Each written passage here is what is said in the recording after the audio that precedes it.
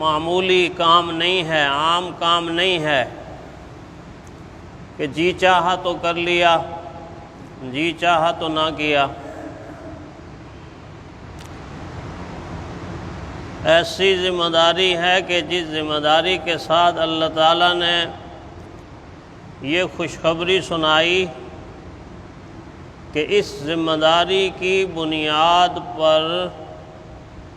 تم تمام امتوں میں سے سب سے بہتر امت کہلاتے ہو اور کہلاؤ گے۔ کنتم خیر امت اخرجت للناس تأمرون بالمعروف وتنہون عن المنکر، تم بہترین امت ہو، لوگوں کی نفع رسانی کے لیے نکالی گئی ہو، تم لوگوں کو نیکیوں کا حکم کرتے ہو اور برائیوں سے لوگوں کو منع کرتے ہو۔ اس کام کی بنیاد پر اللہ تعالیٰ نے اس امت کو خیر امت کا لقب دیا، بہترین امت۔ اس سے پہلے کتنی امتیں گزری ہیں؟ 1,24,000 انبیاء کی امتیں گزری، لیکن ان تمام کی تمام امتوں میں اس امت کو بہتر اس لیے قرار دیا کہ اس کی مستقل ذمہ داری لگ گئی تأمرون بالمعروف وتنہون عن المنکر، لوگوں کو نیکیوں کا تم حکم کرتے ہو، کرتے رہو گے، گناہوں سے منع کرتے ہو، منع کرتے رہو گے تا قیامت تمہاری ذمہ داری ہے۔ اس کام کے لیے اب اللہ جل شانہ کی طرف سے منتخب ہو کر قیامت تک کوئی نبی نہیں آئے گا، رحمت کائنات صلی اللہ علیہ وسلم آخری نبی بن کر آگے۔ چنانچہ قرآن حکیم میں 60 سے زیادہ آیات میں اللہ تعالیٰ نے اس فریضے کو اور اس ذمہ داری کو یاد کرایا ہے، اس امت کو یاد دہانی کرائی، اور رحمت کائنات صلی اللہ علیہ وسلم نے اس کی اہمیت کے پیش نظر اپنی زندگی کی سیرت کا نقشہ جو امت کے سامنے رکھا ہے، اس میں سب سے پہلا کام بھی دعوت الی اللہ ہے، دعوت الی الدین ہے۔ آپ جانتے ہیں کہ پہلی وحی کے بعد رحمت کائنات صلی اللہ علیہ وسلم نے کون سا کام کیا؟ جب اللہ تعالیٰ کی طرف سے حکم ہوا تو حضور صلی اللہ علیہ وسلم نے لوگوں کو، رشتہ داروں کو جمع کر کے اس کام سے دین کا آغاز کیا۔ ابھی نماز نہیں بتائی جا رہی، روزہ ابھی نہیں بتایا جا رہا، حج نہیں بتایا جا رہا، ذکر نہیں بتایا جا رہا، تلاوت نہیں بتائی جا رہی، جہاد نہیں بتایا جا رہا، کوئی عمل بھی نہیں بتایا جا رہا۔ سب سے پہلے ابتدا دعوت سے ہو رہی ہے۔ قولوا لا الہ الا اللہ تفلحون، لا الہ الا اللہ محمد الرسول اللہ صلی اللہ علیہ وسلم کا اقرار کر لو، دل سے تصدیق کر لو، تم کامیاب ہو جائے۔ وہ دین کی ابتدا بھی دعوت الی الدین، دعوت الی اللہ سے شروع ہو رہی ہے۔ اور آپ دیکھتے ہیں کہ جب پیارے پیغمبر صلی اللہ علیہ وسلم کی زندگی کے آخری لمحات آئے ہیں، حضور صلی اللہ علیہ وسلم کی رحلت قریب ہو گئی ہے، تو وہ منظر آپ کو یاد ہوگا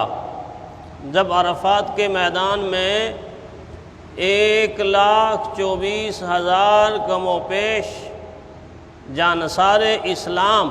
فدایان اسلام، اسلام کے داعی، اسلام کے سپاہی، پیارے پیغمبر صلی اللہ علیہ وسلم کے شاگرد اور صحابہ حضور صلی اللہ علیہ وسلم کے سامنے موجود ہیں۔ اور اس مجمع میں بہت ساری پیاری پیاری باتیں حضور صلی اللہ علیہ وسلم نے فرمائی ہیں، لیکن کسی بات کو حضور صلی اللہ علیہ وسلم نے رپیٹ نہیں کیا سوائے ایک بات کی۔ وہ ایک بات کیا بات تھی؟ یقیناً آپ نے وہ بات سنی ہوگی، سیرت میں وہ کتاب وہ بات ملتی ہے کہ حضور صلی اللہ علیہ وسلم نے تمام مجمع کو مخاطب کر کے، اتنے بڑے مجمع کو مخاطب کر کے، اللہ کی شان دیکھیں کہ حضور صلی اللہ علیہ وسلم کے پاس کوئی مائک تو نہیں تھا، لیکن اللہ تعالیٰ نے رحمت کائنات صلی اللہ علیہ وسلم کی آواز مبارک کو 1,24,000 صحابہ کے مجمع میں ایک ایک تک پہنچانے والی ذات اللہ کی ذات۔ اور وہ بات کیا تھی؟ لوگوں، کیا میں نے اللہ تعالیٰ کے دین کو تم تک پہنچا دیا ہے؟ رحمت کائنات صلی اللہ علیہ وسلم کی یہ مبارک آواز جب اس مجمع میں گونجی ہے، جس مجمع جیسا مجمع پھر تا قیامت جمع نہ ہو سکے،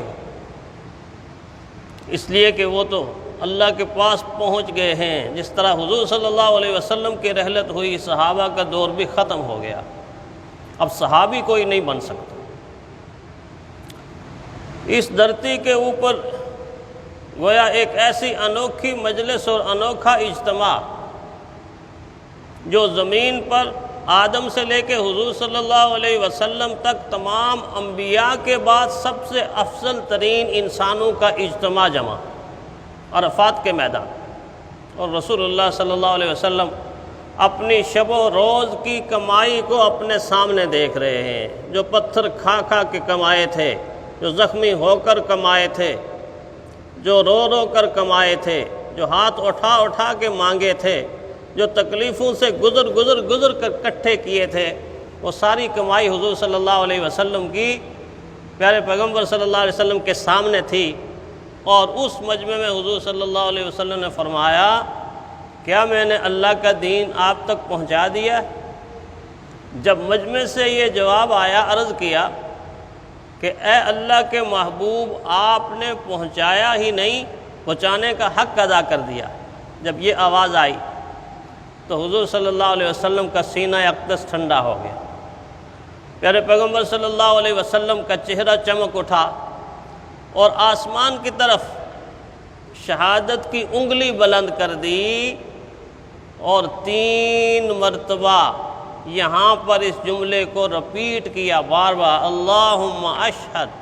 اللہم اشہد، اللہم اشہد۔ اے اللہ تو گواہ رہنا، اے اللہ تو گواہ رہنا،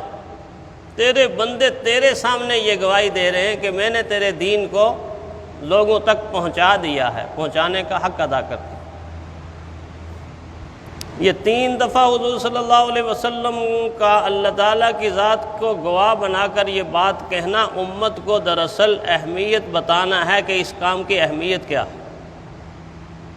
کیونکہ ذمہ داری لگ رہی تھی امت کی۔ پیارے پیغمبر صلی اللہ علیہ وسلم کو واپس بلایا جا رہا تھا، حضور بتانا چاہتے تھے کہ اب کون ہے میری ذات کے بعد اس دین کا وارث، اس دین کو سنبھالنے والا، اس دین کو سیکھنے والا، اس دین کو سکھانے والا، سننے والا، سنانے والا، لینے والا، پہنچانے والا، عمل کر کے دکھانے والا کون ہے؟ وہ حضور صلی اللہ علیہ وسلم کا ہر امتی سب کی ذمہ داری لگائی۔ ہم یہ سمجھتے ہیں کہ مخصوص لوگوں کی بس ذمہ داری ہے، وہ اس ذمہ داری کو ادا کر رہے، ایسا ہرگز نہیں ہے۔ کلکم راعٍ وکلکم مسئول عن رعیتہ، اللہ کے نبی کہ تم میں سے ہر ایک نگہبان ہے، اور ہر ایک سے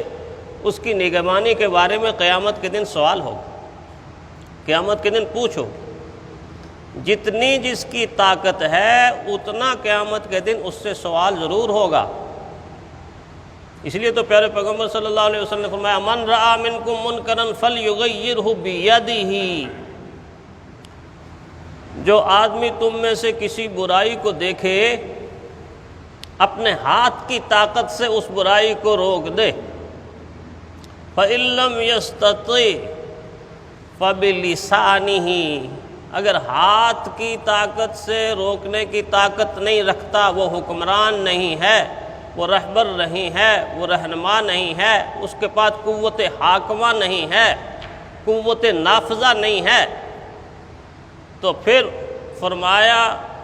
وہ اپنی زبان سے اس برے کام کو برا کہے، لوگوں کو برا بتائے کہ برا کام ہے یہ، اجتناب کرو۔ فرمایا اگر اتنی بھی طاقت نہیں ہے، چونکہ ایمان کمزور سے کمزور ہوتا چلا جاتا ہے، بعض دفعہ ایمان کمزور سے کمزور ہوتا چلا جاتا ہے۔ مومن وہ ہے، اللہ کا پیارا وہ ہے کہ جس کا ایمان ہر آنے والے دن نئی آن اور نئی شان کے ساتھ بڑھتا جائے، مضبوط ہوتا جائے، قوت والا ہوتا جائے اور خود وہ اللہ کے قریب ہوتا جائے۔ لیکن عام طور پر دنیا میں پھنس کر ایمان کمزور سے کمزوری کی طرف چلا جاتا ہے۔ حضور صلی اللہ علیہ وسلم کو اس بات کا علم تھا، فرمایا فَإِن لَّمْ يَسْتَطِعْ، اگر اس کی بھی طاقت نہیں ہے تو کم از کم دل سے تو اس برے کام کو برا جانے، وَذَلِكَ أَضْعَفُ الْإِيمَانِ، فرمایا یہ ایمان کا ضعیف ترین درجہ ہے، اس سے کم درجہ کوئی ایمان کا ہے نہیں کہ برا کام ہوتا رہے، ہاتھ سے روکے نہیں روک سکتا، زبان سے روکے نہیں روک سکتا، کم از کم دل میں تو برا جانا۔ آج محاسبہ کر کے دیکھ لیجئے، اپنا امت کا محاسبہ کر کے دیکھ لیجئے کہ برائی کے کاموں کو آج معاشرے میں برا سمجھا ہی نہیں جا رہا، نام تبدیل کر کر کے برے کام کیے جا رہے ہیں۔ سود کو پرافٹ کہہ کر اپنے آپ کو تسلی دی جا رہی ہے، رشوت کو چائے پانی کہہ کر اپنے آپ کو جھوٹی تسلی دی جا رہی ہے۔ آنکھ بند ہونے کے بعد بنے گا کیا جب قیامت میں اللہ تعالیٰ کے سامنے سامنا ہوگا؟ برے کاموں کو اچھائی کے الفاظ پہنا کے لوگ خوش فہمیوں کے اندر مبتلا ہو چکے۔ اللہ کے حبیب نے بڑی سخت وعید سنائی، فرمایا جب کسی قوم میں کوئی برائی کا ارتکاب کرتا ہے، کسی قوم میں کوئی برائی کا ارتکاب کرتا ہے اور قوم کے افراد طاقت اور قوت رکھنے کے باوجود اس کو روکتے نہیں، اس کو منع نہیں کرتے، رحمت کائنات صلی اللہ علیہ وسلم نے فرمایا پھر ایسی قوم پر اسی دنیا ہی کے اندر اللہ کی طرف سے عذاب مسلط ہو جاتا ہے، اس قوم پر دنیا میں اللہ عذاب مسلط کر دیتا ہے۔